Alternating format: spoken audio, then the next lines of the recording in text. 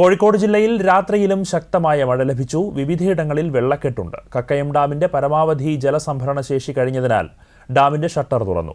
കുറ്റ്യാടിപ്പുഴയിൽ നിലവിലുള്ള ജലനിരപ്പിൽ നിന്ന് ഏകദേശം 30 സെന്റിമീറ്റർ മുതൽ 150 സെന്റിമീറ്റർ വരെ വെള്ളമുയരുമെന്നാണ് പ്രതീക്ഷിക്കുന്നതിനാൽ പുഴയോരവാസികൾക്ക് അധികൃതർ ജാഗ്രതാ നിർദ്ദേശം നൽകി. വിശദാംശങ്ങളുമായി നസീർ ബാബു ചേരുന്നു. നസീർ ബാബു, കഴിഞ്ഞ ദിവസം രാത്രിയിലും ശക്തമായ മഴ പെയ്തു എന്നാണ് മനസ്സിലാക്കുന്നത്. എന്തൊക്കെയാണ് കൂടുതൽ നാശനഷ്ടങ്ങൾ എന്തെങ്കിലും സംഭവിച്ചിട്ടുണ്ടോ? പുതിയ വിവരങ്ങൾ എന്തൊക്കെയാണ്? ആനന്ദ്, തീർച്ചയായിട്ടും ഇന്നലെ കുറച്ച് മഴയ്ക്ക് കുറവുണ്ടായിരുന്നെങ്കിൽ ഇന്നലെ വൈകിട്ടോടുകൂടി വീണ്ടും മഴ ശക്തമായി. ആ മഴ ഇപ്പോഴും തുടരുകയാണ്.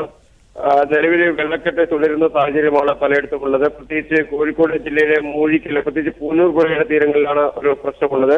അവിടെ കക്കോടി, കണ്ണാടിക്കൽ തുടങ്ങിയ സ്ഥലങ്ങളിൽ ഇന്നലെ മാറാൻ തയ്യാറായ ആളുകൾ ഇന്ന് പുലർച്ചയോടുകൂടി അധികൃതരെ വിളിക്കുകയും അതിനടിസ്ഥാനത്തിൽ ഫയർഫോഴ്സ് ഇപ്പോൾ അവരെ ഒഴിപ്പിക്കാനുള്ള ശ്രമങ്ങൾ നടത്തിക്കൊണ്ടിരിക്കുകയാണ്. അതുപോലെ തന്നെ മുക്കത്തിൽ ഇന്നലെ പകൽ സമയങ്ങളിൽ മഴ കുറവുണ്ടായിരുന്നു. വൈകിട്ട് മഴ പെയ്തതിനെ തുടർന്ന് അവിടെ മുക്കംകടവ് പാലത്തിനോട് ചേർന്നുള്ള ഒരു ഹോട്ടലിന്റെ ഭാഗം ഇടിഞ്ഞ് വീഴുന്ന സാഹചര്യം ഉണ്ടായി. അതുപോലെ തന്നെ തോട്ടുമുക്കത്ത് അവിടെ കിണറിടിഞ്ഞ സംഭവം റിപ്പോർട്ട് ചെയ്തിട്ടുണ്ട്. അതുപോലെ തന്നെ ഇന്ന് പുലർച്ചയോടുകൂടി മെഡിക്കൽ കോളേജ് പരിസരത്ത് ഒരു വീടിന്റെ അടുക്കള ഭാഗം തകർന്നിട്ടുണ്ട്. എന്നാൽ ആളപായമില്ല ഉണ്ടായിട്ടില്ല. അതുപോലെ തന്നെ ഈ ചേന്നമംഗലൂർ പ്രദേശത്തൊക്കെ തുടർച്ചയായിട്ട് വെള്ളം കെട്ടി നിൽക്കുന്നത് മൂലം പ്രദേശത്തെ കൃഷി നാശം റിപ്പോർട്ട് ചെയ്തിട്ടുണ്ട്. അതുപോലെ തന്നെ മാവൂർ, പെരുവേൽ പഞ്ചായത്തുകളിലാണ് അവിടെ ചെറുപുഴ, അതായത് ചാലിയാറിലേക്ക് ചെറുപുഴ പതിക്കുന്നത് ഈ മാവൂർ പഞ്ചായത്തോട് ചേർന്ന ഭാഗത്താണ്. അവിടെ ചെറുപുഴ ഓവർഫ്ലോ ചെയ്തുകൊണ്ട് അവിടെയും കൃഷി ഉൾപ്പെടെ നാശനഷ്ടം ഉണ്ടായിട്ടുണ്ട്. അതുപോലെ തന്നെ പല റോഡുകളും ഭാഗികമായിട്ട് തടസ്സപ്പെട്ടിട്ടുണ്ട്.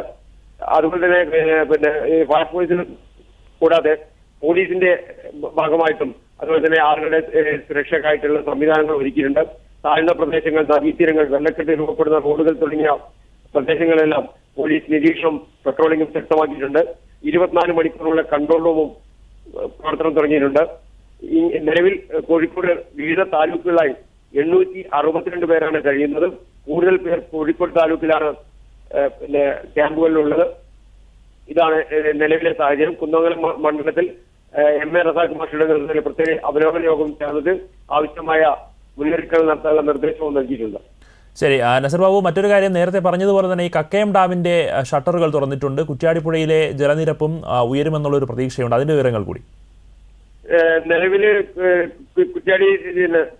നിലവിൽ കക്കയം ഡാം തുറക്കുമെന്ന് അധികൃതർ നേരത്തെ തന്നെ മുന്നറിയിപ്പ് നൽകിയിരുന്നു.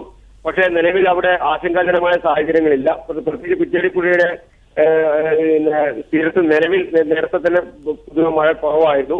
അതുകൊണ്ട് തന്നെ അവിടെ പുഴയുടെ തീരത്ത് വലിയ നിലവിൽ പ്രശ്നങ്ങളൊന്നും ഇതുവരെ റിപ്പോർട്ട് ചെയ്തിട്ടില്ല. അതേസമയം ഡാം തുറന്നിട്ടുണ്ട്. അവിടെ 30 സെന്റിമീറ്റർ മുതൽ 150 സെന്റിമീറ്റർ വരെ വെള്ളം ഉയരുമെന്നാണ് അധികൃതർ പ്രതീക്ഷിക്കുന്നത്. പക്ഷേ കാര്യമായ ആശങ്ക ഇതുവരെ ഉയർന്നിട്ടില്ല. ശരി, വ്യക്തമാണ്. കോഴിക്കോട് ജില്ലയിൽ കഴിഞ്ഞ ദിവസം രാത്രി ശക്തമായ മഴ പെയ്തിരുന്നു. നിലവിൽ പലയിടങ്ങളിലും നാശനഷ്ടങ്ങൾ റിപ്പോർട്ട് ചെയ്തിട്ടുണ്ട്. ആളപായമൊന്നും റിപ്പോർട്ട് ചെയ്തിട്ടില്ല എന്നത് ആശ്വാസകരമാണ്. കുറ്റ്യാടിപ്പുഴയിൽ ജലനിരപ്പ് ഉയരുമെന്നുള്ള ഒരു ആശങ്കയുണ്ട്. അതുകൊണ്ട് തന്നെ ജാഗ്രതാ നിർദ്ദേശവും നൽകിയിട്ടുണ്ട്.